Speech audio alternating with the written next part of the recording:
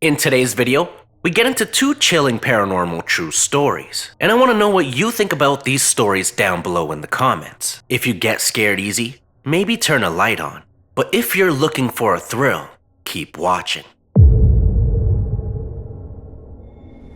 My name is Nathan. When I was 6 years old, we moved to a 3-bedroom house. My eldest brother Matt was 17, and we had one of the 3 bedrooms. Mom decorated it with our toys, and we had a bunk bed. My brother got the top because I was just little. Mom noticed a black stain on the carpet, so before she slept there, she washed the carpet. My brother slept in the room alone first because I was still little and sleeping in my parents' room. My brother woke terrified, having a terrible nightmare. He said a ghost was trying to choke him. My mother hugged him and told him to sleep here with us. She went to the bedroom to turn off the light that my brother had left on, and she noticed the dark stain on the carpet had returned. She also felt an eerie presence in the room. She knew that wasn't a person that seemed to be warning us to stay out of this room, so she closed the door and came back to comfort me and my brother. She took our toys out of that room the next morning, and we didn't use them again. We began hearing footsteps entering and exiting the room, even though the door was shut. It seemed to happen at a certain time each night, about 10:30 p.m.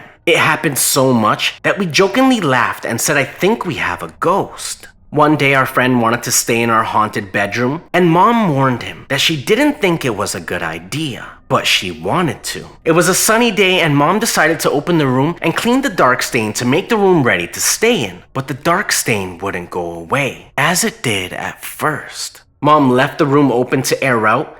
That's when I came into the sunny, warm bedroom to play with a little toy that I had with me. My mom heard me screaming and came running to me. I was bending backward in pain and couldn't stop screaming. The pain was so intense that Mom couldn't even hold me. She immediately called my dad and we rushed off to the hospital, which was 30 miles away. I was writhing in pain on the floorboards of our car. As soon as we pulled into the driveway of the hospital, it was like something released. It took me suddenly. It was like nothing had happened and I was smiling and happy. I didn't remember going through any pain at all. My mom and dad were confused at this point. After that day, we began hearing more footsteps and seeing apparitions of my oldest brother Matt, who was 17 at the time. My dad even saw the apparitions appear for a couple of seconds before they disappeared in the room with a dark stain. Once I was going into the kitchen to play on the floor and my mom was coming too. I turned my head towards the bedroom with a dark stain and looked up. I saw a figure that I thought was my oldest brother Matt.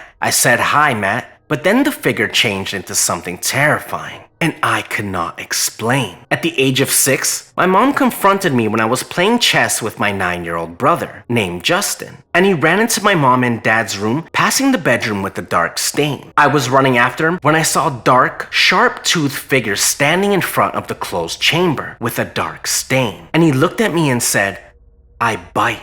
I was terrified, so I ran to my mom and grabbed her in fear. She prayed with me and told my dad that they should talk with the owners of the house. The next day, my mom spoke with the owners and she found out that a man by the name of Harry had terminal cancer, and his wife had been taking care of him in that room. He was said to be a very grumpy man who hated children, and how he exactly died was a mystery because there was a pool of blood on the floor in the bedroom he died in. My mom is a believer. After she found this out, she went into the room with the dark stain. She said, "I know you must have been in a lot of pain, but you're free now, Harry. Go and be with the Lord." After that, there were no more footsteps or apparitions. There was a peace that filled the home, even though we never felt comfortable using that room again, and we moved away a year later.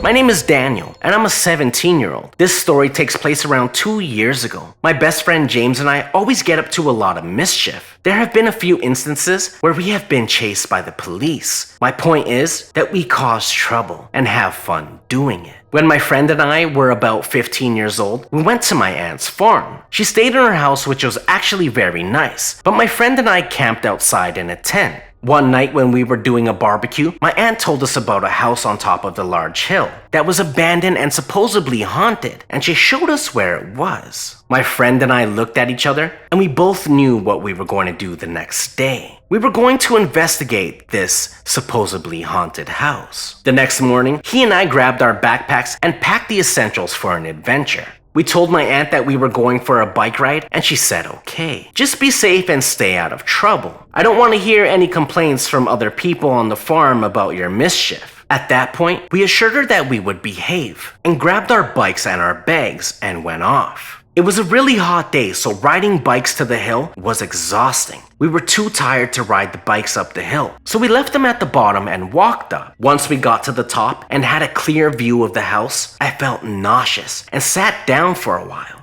so I could rest. The house was very small, only 1 story tall. Eventually, I felt better and we walked to the front door of the house. To be honest, you wouldn't think it was abandoned. None of the windows were broken and it looked stable. We couldn't see inside though, because the windows were boarded up from the inside of the house. We were curious, so my friend and I did something very stupid. We threw rocks at the window so we could remove the boards and get inside. This hill was isolated, so we didn't think anyone would see us, and this house was also abandoned, so we also thought no one would care. Once all the windows broke, we removed the boards by kicking and punching them down. And one by one, all the boards were down. I don't know why, but for some reason or other, we decided to break all the windows and take down all the boards instead of just one. It was probably just fun to break stuff as a dumb teenager. We crawled through one window, and since all of the boards were down and light came in, we could see everything very clearly. And the layout of the house was very simple. The living room was connected to the kitchen, and there was 1 bedroom and 1 bathroom. But what we also saw made us confused. All of the cupboards and drawers were filled with utensils, plates, bowls, pans,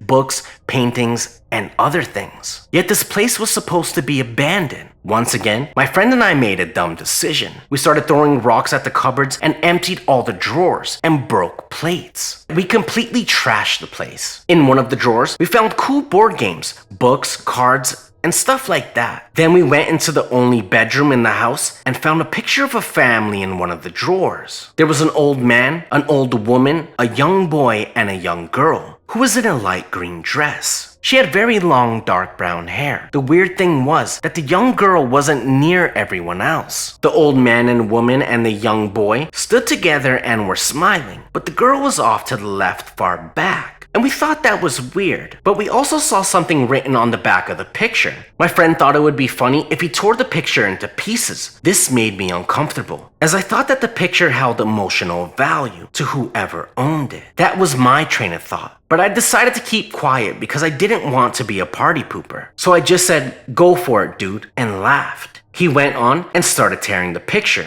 We heard faint singing coming from the outside. It was the voice of a girl. My friend and I both looked at each other and were pretty weirded out. My friend told me to go to the front window and have a look. I was freaked out, so I didn't want to, but eventually my friend forced me. I slowly went towards the window and had a look. There was someone outside, and they were singing, but what sent shivers down my spine was that the person singing was a young girl who was wearing a green dress. She had dark brown hair, exactly like the girl in the picture. How could this girl, who was around 11 years old, be here singing in front of me when there was a picture of her from 1977? I was frozen in fear. I snapped out of it when I heard my friend whisper to me. I turned around and crawled on all fours back to my friend, trying to be as quiet as possible. I told him what I saw at first. He didn't believe me and said that isn't even funny. I assured him that what I was saying was true, but he remained stubborn and said, "Take a picture and I'll believe you." I asked why he didn't look for himself, and he said he didn't want to look because he was also kind of freaked out. I obliged and went back to the window to take out my phone and open the camera. As I was about to take the photo, she stopped, slowly turned around and let out an insanely scream while pointing at me. And then she jumped backwards off the hill. I dropped my phone and ran back to my friend. I felt so nauseous that I vomited. My friend was asking what happened. What was that scream? Why are you vomiting? It took me a while to get a hold of myself, and I told him what I saw, and to my surprise, he believed me. We stayed in that house for a long time, too scared to go outside in case that girl was still there. We sat there silently for about 2 hours until we heard a car drive up to the house. We heard the car door open and a loud male voice yell, "We know you two are in there. Get out before we come in." It was the cops. We didn't know what to do. We worked on a plan to get out of this mess, and we said that as the cops came through the front door, we run out the back door and go around the house and make a run down the hill. So we did. The cop kicked down the front door and we hopped out the back window. We sprinted around the left side of the house and made a beeline down the hill for our bikes. Once we got to our bikes, we got away quite quickly because the cops turned off their car and had to restart it. On our way back to my aunt's house, we didn't talk once. Both of us were traumatized by the whole situation. Later that day, we talked to my aunt again about the house. She admitted that what she said about the house wasn't 100% true. Her original story was just to scare us. The house wasn't abandoned, but it wasn't being used. She said that it was a holiday house that foreigners could rent out for their visits, but no one used that house because everyone claimed it was haunted. It was indeed an old house that people used to own a long time ago. An elderly couple lived there from roughly 1940 to 1977. She told us that in 1977, an elderly couple had their grandchildren stay there for a weekend. There was a young boy and a young girl. The young girl had bipolar disorder. In reports, it said that the girl murdered everyone in that house and then committed suicide by jumping off the hill. My friend and I stayed up all night talking about that day. We both realized that the girl we saw was the girl my aunt told us about. Since that day, we have never told anyone about this story.